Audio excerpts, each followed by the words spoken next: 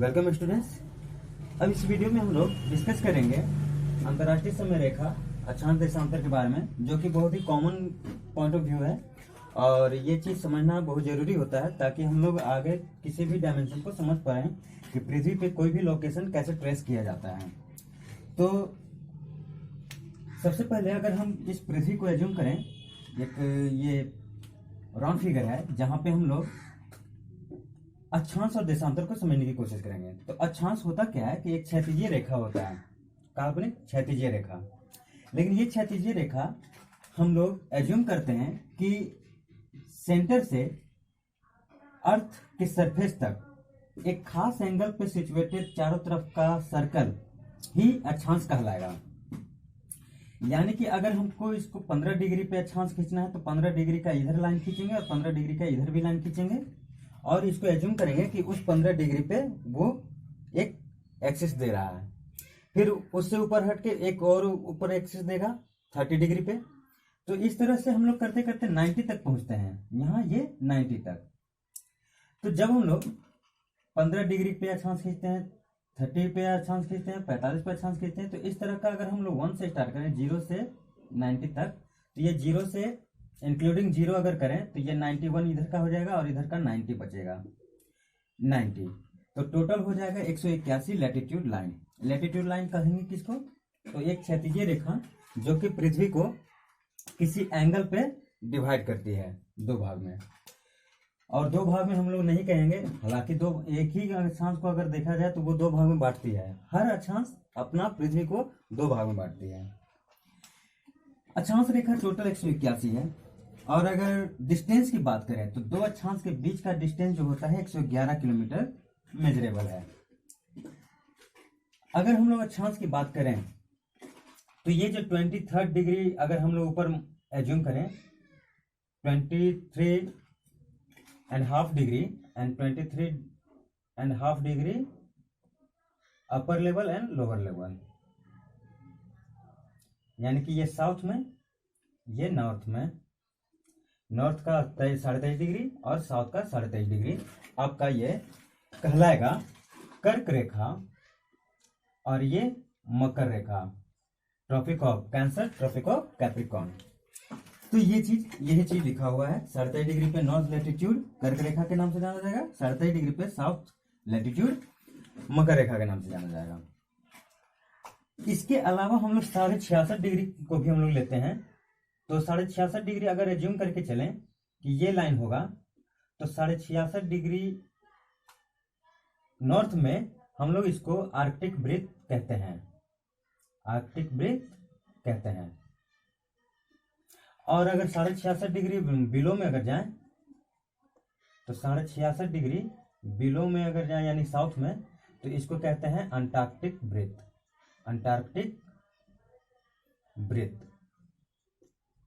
ये भी इंपॉर्टेंट है। दूसरा चीज, पृथ्वी अगर अपनी धुरी पे पृथ्वी अपनी धुरी पे यानी कि अपने एक्सिस पे 23.5 डिग्री, तो इसका एक्सिस कौन सा है? ये हम एक्सिस मान लें, लेकिन ओरिजिनल एक्सिस कौन सा है? ऐसे झुका हुआ है, यानी कि इसके एंगल के बीच का जो एंगल है वो 23.5 डिग्री है। यानी कि अगर अक्षांश से बात करें तो अक्षांश से इसका झुकाव 66.5 डिग्री है, जो कि एक कॉम्प्लीमेंट है, कॉम्प्लीमेंट एंगल है। अब यहाँ पे ये बात किया जा रहा है कि कर्क रेखा और मकर रेखा, बाद में हम लोग बात करें कि सूर्य की किरण पड़ती है तो कहाँ पे दिन बड़ा कहाँ पे दिन छोटा, ये किया जाएगा। आज हम लोग मेनली बात करेंगे कि हम लोग का टाइमलाइन कैसे स्टैंडर्डाइज किया जाता है, कैसे हम लोग उसके रूल को फॉलो करते हैं। लॉन्गिट्यूड एक नॉर्थ से साउथ को मिलाने वाला रेखा है जो कि पृथ्वी को दो भाग में फिर से बांटता है।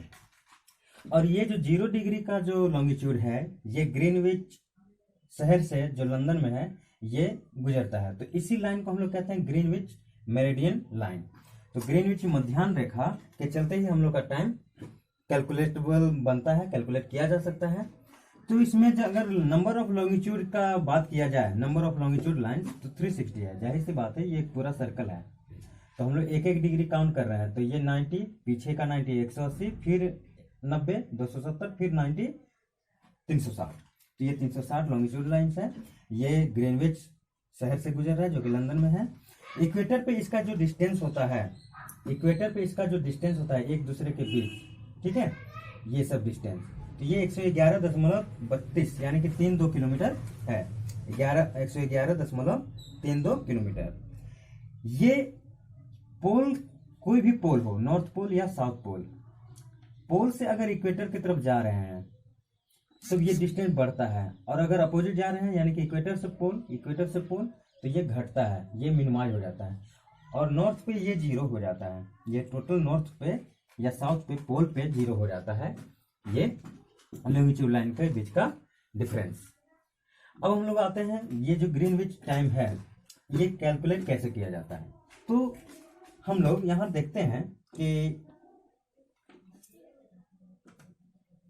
पूरी तरह से अगर देखा जाए तो लॉन्गिट्यूड कितना है, 360 है। 360 में हम लोग का 24 घंटा हो जाता है, लग जाता है। 24 घंटा जो लगता है, तो हम लोग अगर 1 घंटे में निकालें कि कितना एंगल हुआ, कितना लॉन्गिट्यूड आया, या टाइम अगर हम लोग निकालते हैं तो 1 डिग्री में कितना जाएगा, 1 डिग्री 24/360, तो कितना आ जाएगा, 12 दूना 24, 12 या 36, 2 15 30, यानी कि 1 डिग्री में वो कितना 1/15 आवर लेता है। तो 1/15 आवर को अगर हम मिनट में बदलें तो 60 गुना हो जाएगा 15, ये 4 मिनट 1 डिग्री में मूव करने में लेता है। यानी कि अगर पृथ्वी 1 डिग्री मूव करती है तो उसको 4 मिनट लगता है।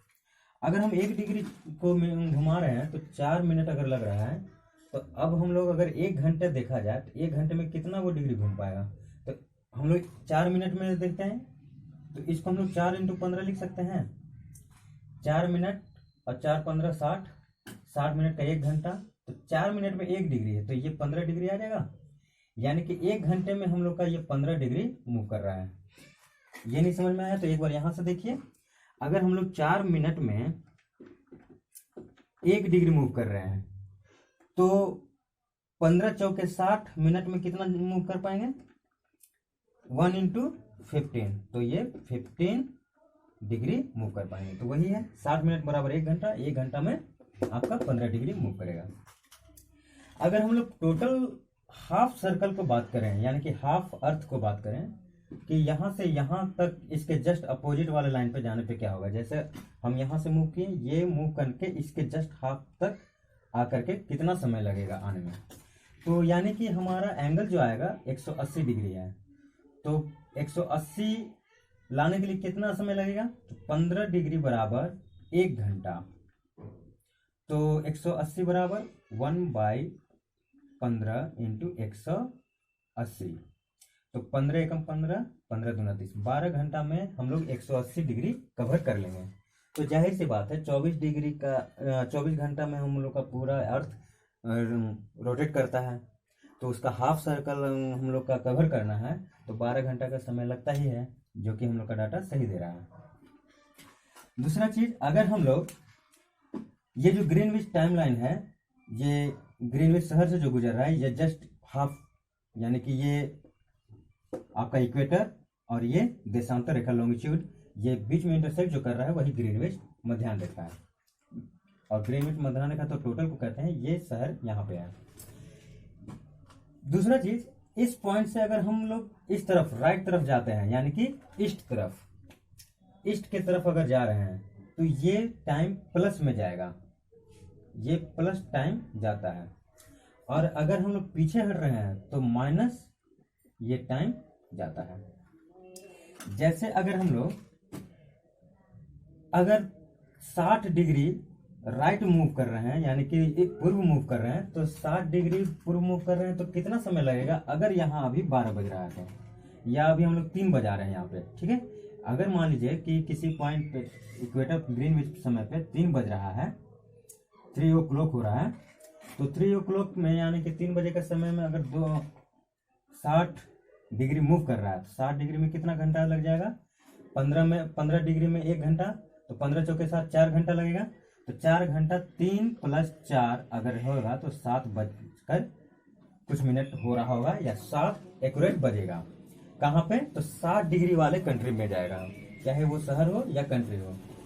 अगर वो 60 डिग्री लेफ्ट में जाएगा यानी कि वेस्ट में, तो 60 डिग्री वेस्ट में अगर जाने के लिए तो आपको यहाँ पे कितना जा रहा था? 4 घंटा प्लस में जाना था। अब ये 4 घंटा माइनस में जाएगा। तो 3 बजे के पहले का 4 घंटा लीजिए, 3 बजने के पहले का 4 घंटा लेंगे, 3 2 1 12 और आपका 11, 1 2 3 4 11 वहां बज रहा होगा। यानी कि जस्ट 60 डिग्री लेफ्ट में जो भी कंट्री या शहर पड़ेगा वहां पे 11 बज रहा होगा। तो ये टाइमलाइन पे क्वेश्चन आना तो उतना संभव नहीं है, पॉसिबिलिटी है कि नहीं आएगा, लेकिन आप लोग समझ जाइए कि ऐसा टाइमलाइन चलता है हम लोग का। तो आई थिंक स्टूडेंट कि ये सारा पॉइंट्स आपको क्लियर हो चुका होगा। मकर रेखा किसको कहते हैं, आर्कटिक वृत्त, और कर्क रेखा अंटार्कटिक वृत्त, और ये जो डिग्री का है अक्षांश देशांतर, ये भी कंसेप्ट आपको समझ में आ गया होगा। बस इमेजिनेशन पे है बेस्ड, ये लाइन इमेजिनरी है, बस हम लोग का कैलकुलेशन सही आना रहता है, तो उसको लाने के लिए रेफरेंस हम लोग लेते हैं, ये सारा रेफरेंशियल लाइन है। तो I think student all you are clear about this. Thank you.